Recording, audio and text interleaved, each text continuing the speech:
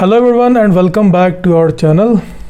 सो आज हम नया टॉपिक स्टार्ट करने जा रहे हैं जो कि रीजनिंग का है और टॉपिक का नाम है स्टेटमेंट एंड कंक्लूजन। तो इसमें क्या है कि आपको स्टेटमेंट दी होगी और साथ में कंक्लूजन दिए होंगे और जो ऑप्शन दिए होंगे वहाँ पे पूछा होगा कि ओनली स्टेटमेंट 1 फॉलोज़ और 2 फॉलोज़ और बोथ फॉलोज़। तो इसमें आपको कुछ इम्पॉर्टेंट पॉइंट्स हैं जो याद रखने हैं हमेशा के लिए।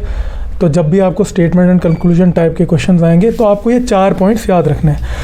पहला ये कि 100% फैक्चुअल स्टेटमेंट्स, जो भी स्टेटमेंट्स आपको दिए हैं ना, दे शुड बी 100% फैक्चुअल। उसमें कोई भी आपको इमेजिनेशन या हाइपोथेसिस नहीं चलेगी। दूसरी चीज़, कभी कभी स्टेटमेंट ऐसा दिया होता है कि हमें लगता है कि उसमें हम अपनी पर्सनल ओपिनियन भी लगा सकते हैं, लेकिन आपको एज पर स्टेटमेंट रिएक्ट करना है उस क्वेश्चन में, आपको अपनी पर्सनल ओपिनियन नहीं लगानी है। और थर्ड चीज़ है कि उसमें आपको कोई भी अपनी इमेजिनेशन नहीं लगानी है। अगर आप इमेजिनेशन लगा रहे हो तो आपका क्वेश्चन गलत हो जाएगा। और चौथी चीज़ है, अगर कंक्लूजन में आपको रीस्टेटमेंट दिया है, मतलब जो आपको स्टेटमेंट ऑलरेडी दिया है कंक्लूजन में भी वही दिया है, तो वो भी गलत हो जाता है हमारा। तो ये 4 पॉइंट्स हैं जिनको आपको याद रखना है। तो स्टार्ट करते हैं हम डायरेक्टली क्वेश्चन से।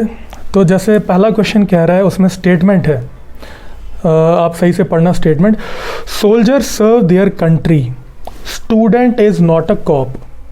तो क्या कह रहा है कि soldier serve their country, student is not a cop.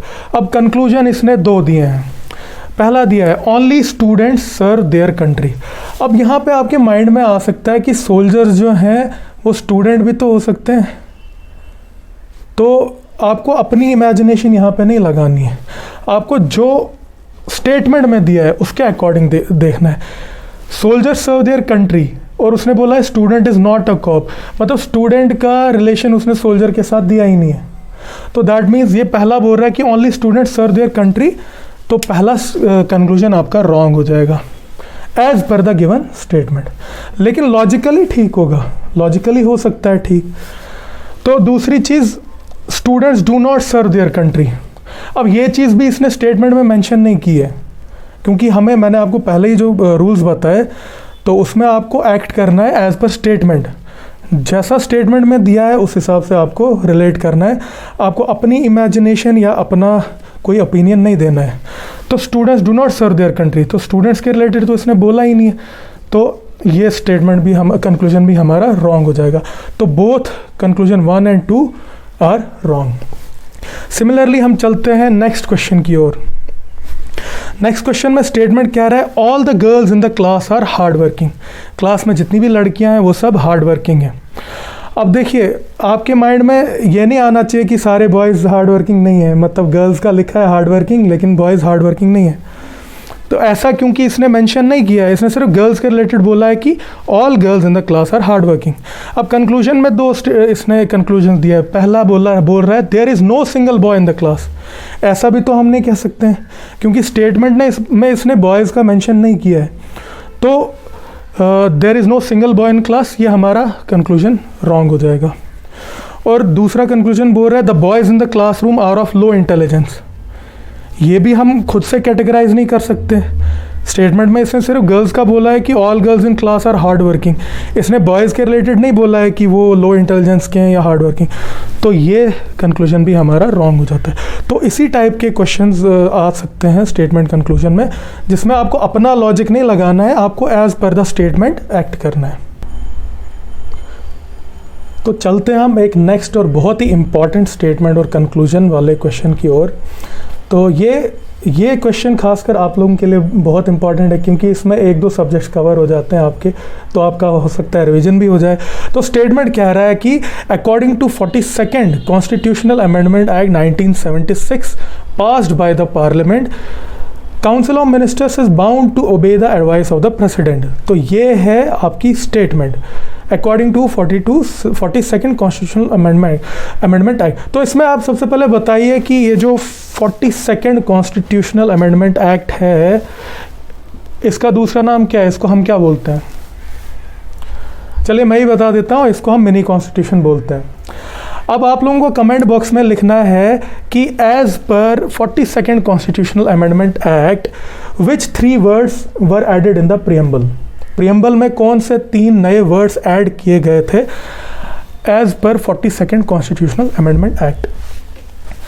तो मैं स्टेटमेंट फिर से पढ़ रहा हूँ।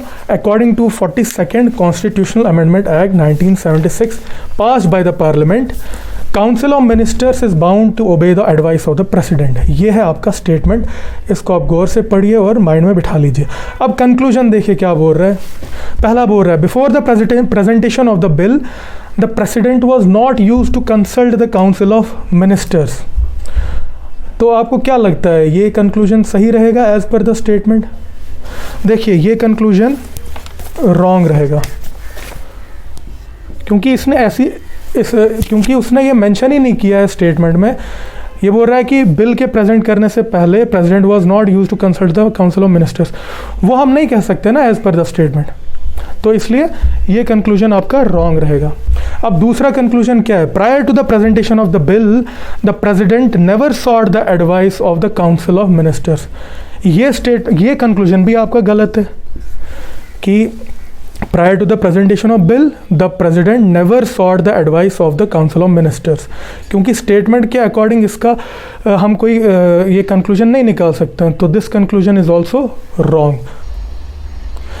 देखिए अगर आप स्टेटमेंट गौर से पढ़ेंगे ना, इसने बोला है according to 42nd constitutional amendment act 1976 passed by the parliament, council of ministers is bound to obey the advice of the president. तो इसने एडवाइस के रिलेटेड बोला है।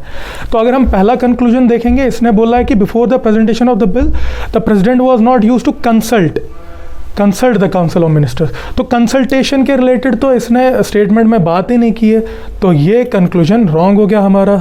और दूसरे में इसने बोला है prior to the presentation of bill, मतलब बिल प्रेजेंट करने से पहले the president never sought the advice of the council of ministers.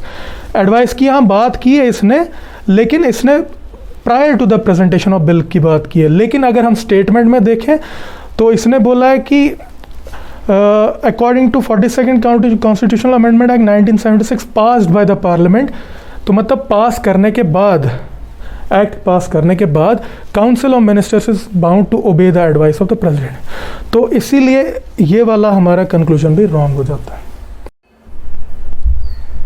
तो चलते हैं नेक्स्ट और आखिरी सवाल की ओर, जो कि स्टेटमेंट और कंक्लूजन के रिलेटेड है।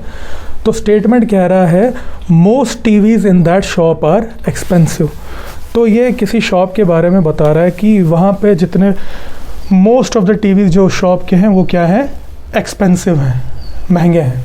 अब कंक्लूजन देखिए, पहला कंक्लूजन बोल रहा है there are not cheap TVs available in the shop. तो एज़ पर द स्टेटमेंट आप खुद सोचिए, क्या ये पहला कंक्लूजन सही होगा, there are not cheap TVs available in the shop? क्योंकि चीप टीवीज़ का जिक्र इसने किया ही नहीं है, इसने सिर्फ बोला है कि most TVs in the shop are expensive. तो पहला कंक्लूजन आपका रॉन्ग हो जाता है। वैसे ही दूसरा कंक्लूजन कह रहा है कि local TVs in that shop are cheap.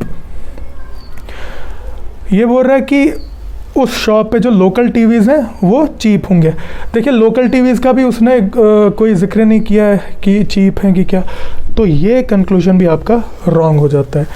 अब तीसरा कंक्लूजन ये बोल रहा है there are cheap TVs also in that shop. तो हम कह सकते हैं ना, थोड़ा अंदाज़ा लगा सकते हैं, जब इसने बोला कि most TVs in that shop are expensive, मतलब एज़ पर द स्टेटमेंट, अगर स्टेटमेंट के हिसाब से ही आप देखें तो अगर most of the TV shop में एक्सपेंसिव हैं, मतलब कुछ तो होंगे ही जो इनएक्सपेंसिव होंगे या चीप होंगे। तो ये वाला कंक्लूजन आपका सही होगा। तो यहाँ पे आप ध्यान दें, इन्होंने लिखा कि most TVs in that shop are expensive, all TVs नहीं बोला है। मोस्ट टीवीज़ में मीन्स अगर 99% भी उनके पास एक्सपेंसिव है, अगर 0.1% बच गया तो वो क्या होगा, वो चीप होगा। तो इसी रीज़न की वजह से हमारा थर्ड कंक्लूजन राइट रहेगा। अब चौथा कंक्लूजन क्या है, some TVs in that shop are expensive. ये तो टोटली गलत है, क्योंकि स्टेटमेंट में इसने बोला है कि most TVs in that shop are expensive, तो सम टीवीज़ की तो बात ही नहीं हुई, तो ये कंक्लूजन हमारा गलत होता है। इसी के साथ आज का टॉपिक यहीं पे ख़त्म होता है।